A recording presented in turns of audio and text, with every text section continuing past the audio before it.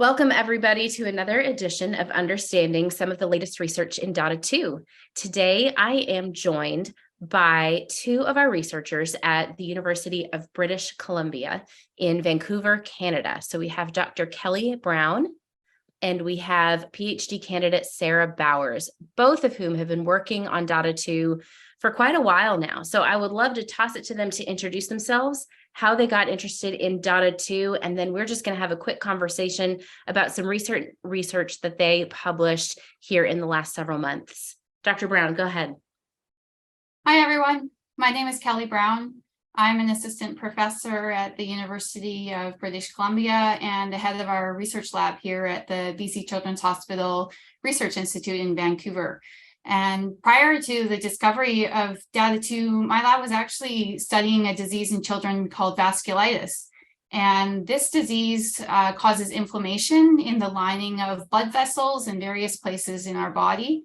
It's a very rare disease, so we've been working with a network of doctors and scientists around the world to help us collect information and samples from those patients that we can study in the laboratory. And as many of you likely know, ADA2 was actually discovered in two groups of children that were diagnosed with vasculitis. Yeah, and hi, I'm Sarah Bowers. I'm a PhD candidate at the University of British Columbia and a member of Dr. Brown's research laboratory. And when I first joined the lab in 2018, Dr. Brown and her team had started to wonder if some of the patients with vasculitis that we had been studying, in fact, had ADA2. And one of the senior PhD students in the lab screened 60 vasculitis patients in our cohort that had clues for ADA2, such as a young age of disease onset or history of stroke. And indeed, we found 9 children with ADA2 in our cohort and published this in 2019. This was a start of a new line of research in the lab, and it's become the main area of interest for my doctoral studies. That's fantastic. You'll see some of the work that they're doing here on the screen. So tell us in simple terms, what did you find through your recent research, which obviously has been happening for years?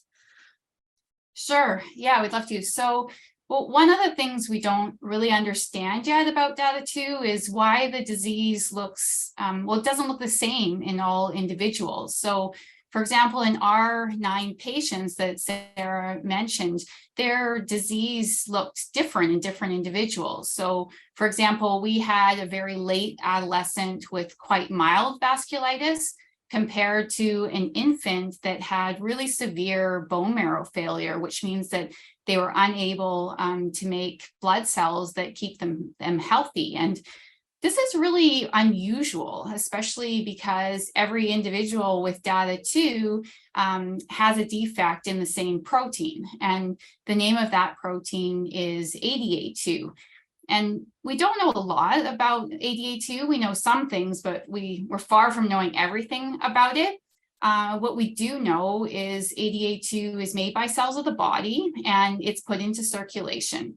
And what we also know is that ADA2 has enzyme activity, and this means it can speed up certain chemical reactions in the body. And that ability is lost in all patients with ADA2. So maybe we can take a little closer look at ADA2 for a minute and show you an image that scientists call a ribbon structure. And this helps us to really visualize the shape of ADA2. And in people with ADA2, their ADA2 has a mutation or a small change somewhere in this ribbon structure, and that change makes the ADA2 defective.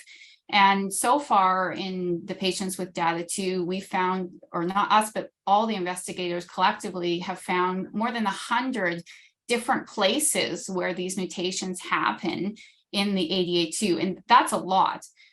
So for the patient I described a few minutes ago with mild vasculitis, the location of their mutation in the picture there is labeled G47 with the blue arrow.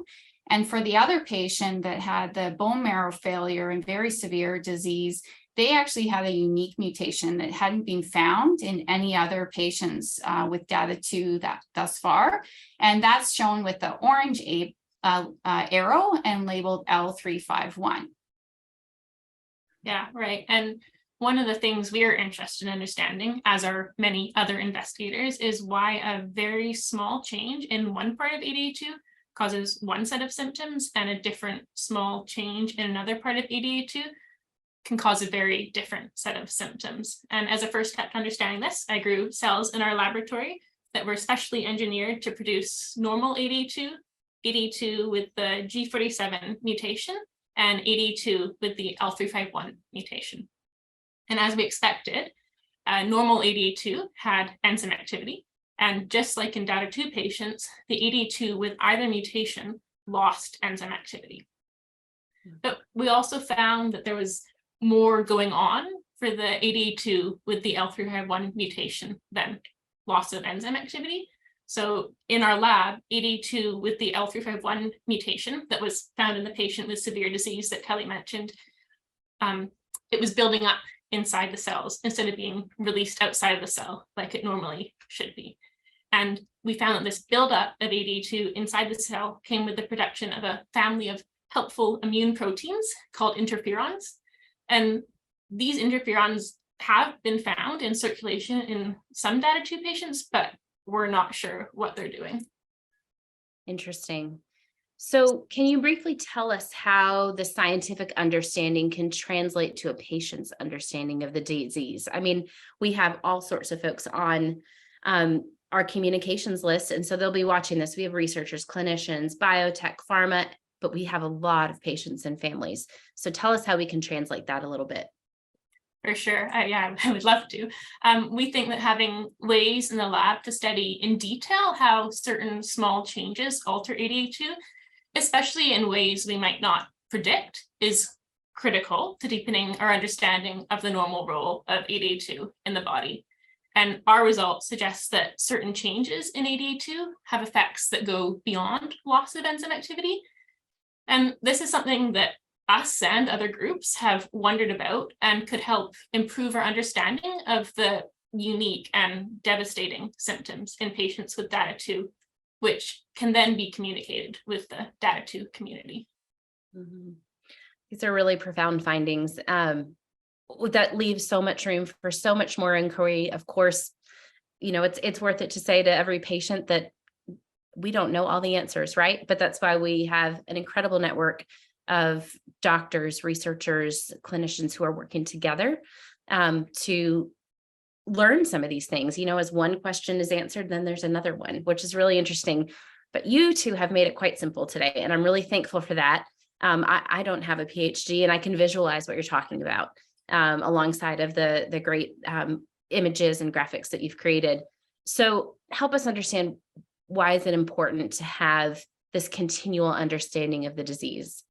Yeah, well, you know, I think, like you said, we need to work together to be able to understand the disease. And I think this is one of the things that we feel most proud of in our work, is it's very collaborative, like you mentioned, that we work with other patients and parents and physicians and scientists. And so we're able to build a network and have this communication and continuity so that we can learn more about it. And, you know, I think this is one of the things that we learned, is how critical that is. It's very important and valuable to have this collaborative network. If we hadn't had that within the vasculitis study, we never would have had the chance to look in our samples and discover those 9 individuals that actually had DATA2 and not a garden variety vasculitis. So this is really important for all diseases, but especially rare diseases like DATA2.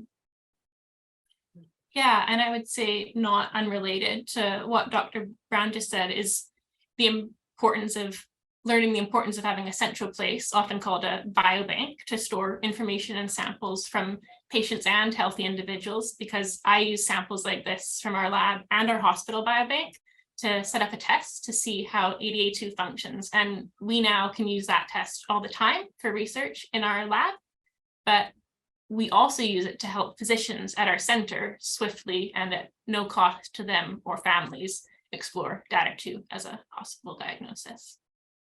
Fantastic. Thank you both so much. You know, it does remind me that our patient registry, which is underway in development right now, and will take data from patients this year is something that is really, really critical to understanding the disease. So you pair that with the availability of future biobanks or what we have now to study, and there's so much more to learn. So we appreciate all that you do. We're thrilled to have you share today a little bit about your research. I know that's much more complex than you've shared, but thank you for kind of breaking it down from all of us at the foundation. We appreciate it. Thank you so much.